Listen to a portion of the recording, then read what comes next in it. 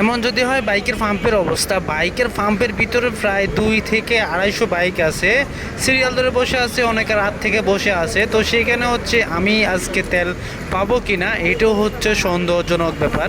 কারণ যেখানে হচ্ছে এই ভিতরের বাইকগুলো তেল পেতে পেতে হয়তো আজকে 4 থেকে 5 ঘন্টা লেগে যাবে।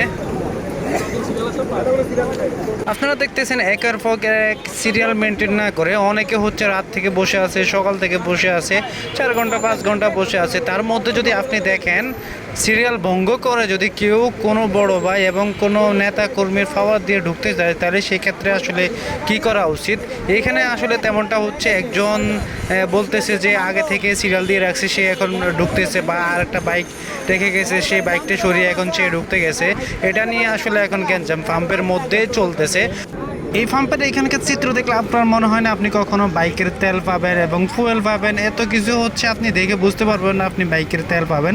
যেইভাবে হচ্ছে সিরিয়াল ভঙ্গি করে ঢোকা হয় এবং তেল শেষ হয়ে যায়, ফুল ট্যাঙ্কি দেয় কিনা সেটাও সন্দেহ হয়, এবং 100 টাকা বেশি দিলে আপনাকে ট্যাঙ্কি সহ আপনাকে সবরে দেবে। তো হ্যালো এভরিওয়ান, আসসালামু আলাইকুম, welcome to my YouTube channel. আশা করি সবাই ভালো আছেন, আমিও আলহামদুলিল্লাহ ভালো আছি।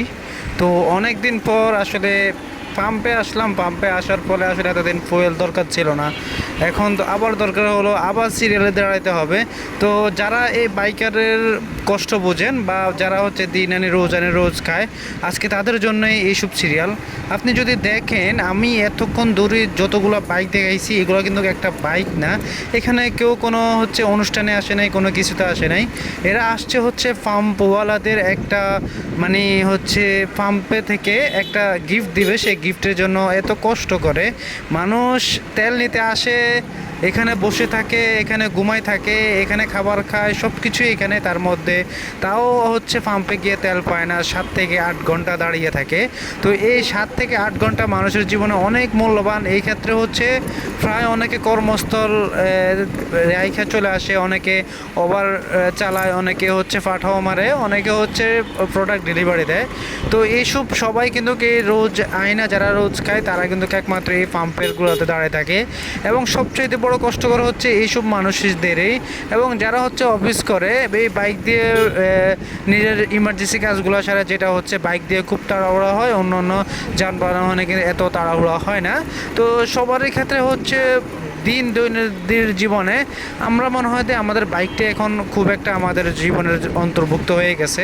সেক্ষেত্রে হচ্ছে একটা জিনিস হচ্ছে বাইকের ফুয়েল যদি আমাদের মিল মতো না থাকে, তাহলে সেক্ষেত্রে আমরা কি করব? আপনি যদি আমার হাতের ডান দিকে তাকান, তাহলে আমি এতক্ষণ ধরে যে বাইকটা চালাচ্ছি এবং শুরু থেকে শেষ পর্যন্ত এই বাইকগুলো সিরিয়াল ধরে দাঁড়ায় আছে, এবং কি প্রায় 4 কিলোমিটার দূর থেকে এই বাইকারগুলো হচ্ছে এখানে দাঁড়ায় থাকে, এখন সিরিয়াল দিয়ে রাখছে শুধু একমাত্র 200 300 500 1000 টাকার তেলের জন্য, তাও ফুল ট্যাঙ্কি নয়। তো এই মানুষগুলা যদি আপনার রাতের পর রাত দিনের পর দিন দাঁড়ায় থাকে, যদি পাম্পের সামনে গিয়ে দুইজনের সামনে তেল পায়, পরের জনে আসে, তারপর 2টা ভাগ পিছে পাইয়া যদি তেল না পায়, তাহলে সেটার কষ্ট আসলে কেউ বুঝবে না। তো এই কষ্টটা আসলে কতটুকু পর্যন্ত তেল কতদিন থাকে বা কি আসে বিষয় আজকে জানাবো, এইসব বিষয়ে জানতে পারবো। সচরাচর বাংলাদেশ সরকার আসলে অনেক দিন ধরে তেলের সংকটে ভুগতেছে, এবং তেল আছে, অনেকে বলে তেল নাই, অনেক বাইকাররা বলে তেল আছে, অনেকে পাম্পওয়ালারা বলে তেল আছে, বাইকাররা বলতেছে তেল নাই, এই এমনি চলতেছে। তো আমরা মনে হচ্ছে যে মাঝখান দিয়ে হয়তো আমাদের বাইকটাকে এগুলো হয়তো ঘরের মধ্যে রাখা দিতে হবে। যে একটা অবস্থা দেখা গেছে, এখন মনে হচ্ছে যে বাইক এমন তো অবস্থায় বাইক ঘরে রাখা সোলারওয়ালা এবং ব্যাটারি লাগিয়ে, অনেকে দেখলাম হচ্ছে গ্যাসের ইনস্টল করতেছে, যে তার সে সিলিন্ডার গ্যাস দিয়ে সে বাইক চালাবে। অনেকে দেখলাম এটা করলো, চাঁদপুরের কয়েকজন দেখলাম এটা করলো। তো এই বিষয়ে আসলে আপনাদের ধারণা কি? এবং আপনি যদি দেখেন এতক্ষণ ধরে যদি আমি বাইক চালাইছি, এখনও এইখানে এসেও দেখতে পাচ্ছি যে গ্যাঞ্জাম, তাও হচ্ছে বাইক নিয়ে দেখেন কি হয়। আপনার দর্শন ছিল, আপনার দর্শন ছিল গাড়ি আছে, কার গাড়ি কোথায়, কার গাড়ি আপনার ড্রাইভারের ধরে কোন ড্রাইভারের গাড়ি এটা চলে গেছে, ওই রাস্তা গাড়ি দেখছো না, এই রাস্তা চলে গেছে, গাড়ি এখানে যে ঘটনাটা ঘটলো সেটা আমি আপনাদেরকে বোঝাচ্ছি। আমার হাতে ডান পাশে যে বাইকারটা আছে হিরো, এই বাইকাররা হচ্ছে উনি বলতেছে ওনার আর একটা বাইক ছিল আগে এখানে এই সিরিয়ালের মধ্যে ছিল। এটা কিন্তু পাম্পে থেকে কয়েক গজ একটু দূরে, তো তা না হয় ওনার সামনে আরও 200-250 বাইক আছে। তো এই বাইকার বলতেছে আমার এখানে আর একটা বাইক ছিল, ওটা বের হয়ে গেছে, আমি এখন এখানে ঢুকবো। তো এটা বললে তো আর হবে না। তো অনেক বাইকাররা আসলে এই সিরিয়ালে যারা আছে, অন্তত আমার সামনে ডান পাশে যে ডাবল লেন্থের যে বাইকগুলো দাঁড়ায় আছে এই সিরিয়ালে যারা আছে ওনারা কিন্তু গেছে কাল রাত 10টা বাজে এখানে সিরিয়াল দিছে। তো সেই বাইকাররা এখন পর্যন্ত পাম্পে ঢুকতে পারে নাই, পাম্পের সামনে দাঁড়ায় আছে। সকাল সকাল এসে দেখি অনেকে বাইকার এখানে ঘুমাইতেছে, অনেকে এখানে খাইতেছে, অনেকে বাইক রেখে চলে গেছে, অনেকে লক করে চলে গেছে। জাস্ট হচ্ছে এটা হচ্ছে খিলখ্যাত এই পাম্পের মধ্যে এখন পর্যন্ত এরকম চলতেছে। তো অনেকে পাম্পগুলোতে গিয়ে তেল পায় না এবং তেল সংকটে এই যে আমার হাতের দিকে তাকান, আপনি যদি দেখেন আমি এখন পাম্পের দিকে ঢুকবো তাহলে বুঝতে পারবেন আসলে পাম্পগুলোতে কী অবস্থা। এখানে পুলিশ হিবিজিবি খাচ্ছে, তারপরে হচ্ছে এখানে পর্যাপ্ত পরিমাণ জায়গা থাকার কারণে এখানে তেমন একটা প্যারা খাইতে হয় না। অন্যান্য ফার্মগুলোতে আসলে কী অবস্থা হয় সেটাও আসলে বোঝার মতো না, কারণ এই ফার্মগুলোতে আসলে যে একটা হ্যাসেল এবং যে একটা প্যারার মধ্যে পড়তে হয় সেটা আমি আপনাদেরকে দেখাচ্ছি। যদি পাম্পের ভিতরে গিয়ে আমি আপনাদেরকে আরও একটু ভালো করে দেখাবো যে আসলে এখন পর্যন্ত সকাল থেকে ফার্ম চালু হয় নাই। তো ফার্ম চালু না হওয়াতে সকাল 10টার পর থেকে হয়তো ফুয়েল দেওয়া শুরু করবে। তো এই ফুয়েল দেওয়াতে আস্তে আস্তে কতক্ষণ পর্যন্ত যায় তাহলে সেটা আমি আপনাদেরকে পাম্পের ভিতরে গিয়ে দেখাই, তাহলে বুঝতে পারবেন। এখানে পুলিশ সদস্য আছে, সার্জেন্ট আছে, তারপরে হচ্ছে অনেক বাইকার আছে। অনেকে সকালে রাত্রেবেলা চলে গেছে, তারা হয়তো এই ভোরবেলা আসছে। তো অনেকে হচ্ছে 8টা-9টার দিকে আসছে, আইসা নাস্তা পানি কইসা অনেকে এইখানে যতগুলো বাইক দেখেন এইখানে কিন্তু একটা মালিক নেই, সবাই বাইকের হাইড্রোলিক মেরে চলে গেছে, জানে যে আজকে রাতের বেলা আর তেল দিবে না। তো আমি যদি এখন আপনাদেরকে দেখাই যে আমি পাম্পের ভিতরে ঢুকে যদি দেখাই তাহলে পাম্পের ভিতরের কি একটা চিত্র সেটা আপনি আপনাদেরকে ভালোভাবে দেখতে পারবেন।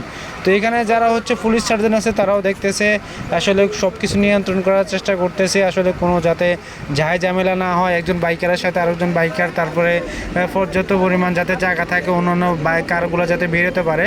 যদিও কার আর বাইক সেম, অনেকে গাড়িও কিন্তু দূর পাল্লা হয়ে দাঁড়িয়ে আছে, সেই শাওরা পর্যন্ত ঠেক দিলে দেখলাম। এদিক দিয়ে বাইকার তো আপনার পুরো খিলখ্যাত পুরোটাই খেয়ে পেল মেরিডিয়ানের পর্যন্ত।